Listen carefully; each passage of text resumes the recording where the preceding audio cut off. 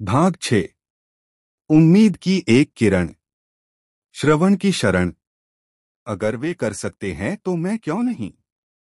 यह पंक्ति कई सफल व्यक्तियों ने अपने आत्मचरित्र, टीवी या मैगजीन के किसी इंटरव्यू में अपनी सकारात्मकता को दर्शाते हुए कही होगी, लेकिन आज आप प्रस्तुत भाग में इस पंक्ति का उम्मीद से जुड़ा एक नया आयाम समझेंगे, क्योंकि उम्मीद वक्त का बहुत बड़ा सहारा है। उम्मीद तो हर लहर किनारा है, उम्मीद से हर सीप मोती बन सकता है, उम्मीद के सहारे इंसान हर मुसीबत से तर सकता है।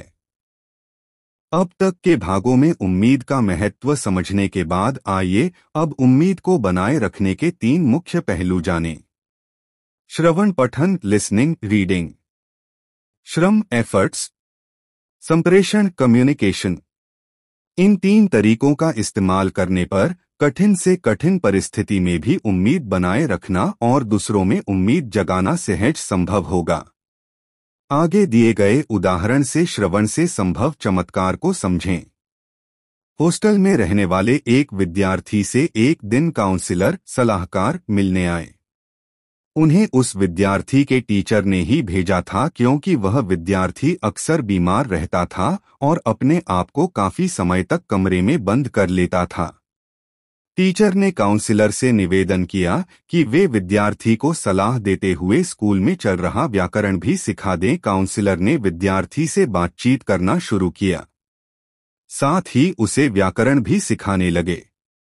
वे उसे प्रोत्साहन देते कि तुम कर सकते हो, यह बहुत आसान है, अगर कोशिश करो तो सब संभव है। इस तरह उन्होंने अलग अलग तरीकों से विद्यार्थी को सदैव प्रोत्साहित किया, मगर विद्यार्थी व्याकरण की बारीकियां कुछ समझ ही नहीं पा रहा था। काउंसलर बीच बीच में अंदर ही अंदर चिढ़ भी रहा था, लेकिन उसने अपना गुस्सा दबाए रखा। आखिरकार जब उन्हें अपने प्रयत्नों में सफलता नहीं मिली तो वे परेशान होकर चले गए। कुछ दिनों बाद उस विद्यार्थी के टीचर ने काउंसलर को फोन करके पूछा, आपने इस विद्यार्थी से क्या बातचीत की कि वह पूरी तरह से बदल चुका है। अब वह मन लगाकर पढ़ाई कर रहा है और इस बार उसे अच्छे अंक भी मिले। यह सुनकर काउंसलर को आश्चर्य हुआ और वे उस विद्यार्थी से मिलने गए। उससे बातचीत की तब विद्यार्थी ने उन्हें बताया, आपने मेरे मन में एक उम्मीद जगा दी। आपकी बातें सुनकर, आपका मुझे व्याकरण सिखाने का प्रयास देखकर मेरे मन में भी एक उम्मीद जगी कि मैं भी ध्यान लगाकर पढ़ सकता हूँ। अगर मैं आपकी उम्मीद भरी बातें न सुनता तो शायद ही आज बेहतर तरीके से पढ़ने की सोचता। प्रस्तुत उदाहरण में काउंसलर की केवल बातें सुनकर उस विद्यार्थी के मन में उम्मीद जगी और वह सफल हो पाया। यह ताकत है सही श्रवण की। कुछ ऐसी ही कहानी मशहूर क्रिकेटर युवराज सिंह की भी है। 2011 के वर्ल्ड कप के बाद युवराज सिंह को बताया गया कि उनके फेफड़ों में 18 मिलीमीटर की गांठ पाई गई है, जो उनके हृदय पर भी दबाव डाल रही थी। यह गांठ कैंसर की गांठ थी। हर रोज कम से कम 4-5 घंटे कड़ी ट्रेनिंग लेने वाले इस युवक को अपनी बीमारी स्वीकार करना बड़ा मुश्किल हो रहा था। माता को यह खबर सुनाने के लिए युवराज सिंह तैयार नहीं थे। वे इलाज करवाने से मना नहीं कर रहे थे, बल्कि उनकी जिद थी कि शरीर अपनी की इस नाजुक अवस्था में भी वे क्रिकेट खेलेंगे। जब उनकी मां को इस बीमारी के बारे में पता चला और ट्रेनिंग लेते हुए युवराज सिंह को कई मुश्किलों का सामना करना पड़ा, तब जाकर वे इस मामले में कुछ कदम उठाने के लिए राजी हुए।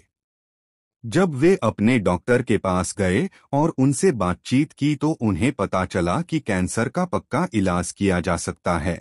ऐसे कई कैंसर रोगी हैं जिनका कैंसर पूरी तरह से ठीक हुआ है। कैंसर आपके करियर या जिंदगी का अंत नहीं है। अगर मन में उम्मीद जगी है, साथ ही विश्वास हो और जीने की प्रबल इच्छा, तो कैंसर को पूरी तरह से नष्ट किया जा सकता है। डॉक्टर की बातें सुनने के पश्चात युवराज सिंह न ही अपनी बीमारी को स्वीकार कर पाए, बल्कि डॉक्टर की बातों से उनके मन में एक नई उम्मीद भी जगी। फिर जब वे खुलकर लोगों के सामने अपनी बीमारी के बारे में बातचीत करने लगे तो उन्होंने कई कहानियां सुनी जिनमें कैंसर की ही हार हुई थी। इन कहानियों से उनकी उम्मीद को अधिक बल प्राप्त हुआ।